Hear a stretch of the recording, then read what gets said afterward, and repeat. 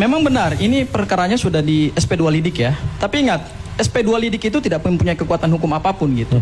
Terhadap dokumen-dokumen yang tadi dikatakan oleh rekanku Bang Rifai bahwa sudah diperiksa, selama proses penyelidikan dilakukan pun sebetulnya bukti-bukti itu juga tidak pernah ditampilkan pada saat gelar perkara khusus maupun juga pada saat Dirtipidum menyampaikan hasil gelar perkaranya pada saat melakukan expose terhadap laporan TPUA terhadap Pak Jokowi. Itu hal yang pertama.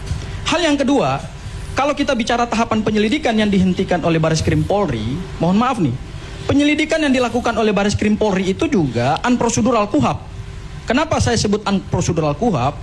Karena pada tahap penyelidikan, baik yang diatur di dalam KUHAP maupun juga diatur dalam ini peraturan kepolisian loh ya.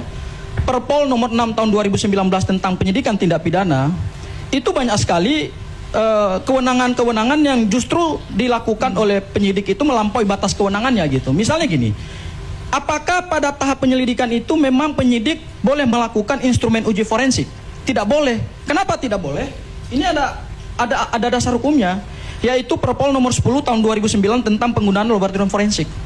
Penggunaan laboratorium forensik itu hanya bisa digunakan, ini Perpol loh ya, ini resmi nih, hanya bisa digunakan dalam rangka mendukung penyidikan. Loh kok bisa pada tahap penyelidikan, ya, ada penggunaan instrumen laboratorium forensik. Dan sumber daripada penggunaan laboratorium forensik itu kan datanya harus sah, harus memenuhi asas prosedural. Asas proseduralnya itu adalah dokumen disita oleh penyidik, dan ingat, penyitaan itu hanya bisa dilakukan pada tahap penyidikan, karena itu adalah upaya paksa. Itu diatur dalam KUHAP, diatur dalam Perpol, ya, itu jelas clear, tidak bisa diperdebatkan.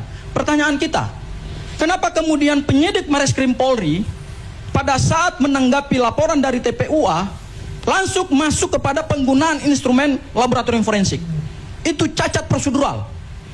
Kenapa? Karena kami melihat bahwa ini ada satu strategi yang dilakukan oleh penyidik untuk mengunci laporan ini, untuk mengunci dugaan tindak pidana ijazah palsu pasal 263 KUHP. Kenapa?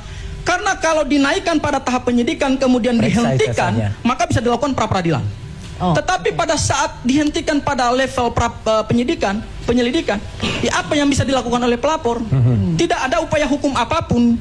Karena itu, dengan adanya bukti-bukti baru ini, kami mendorong supaya proses penyelidikan di Bareskrim Polri itu dibuka kembali. Kenapa?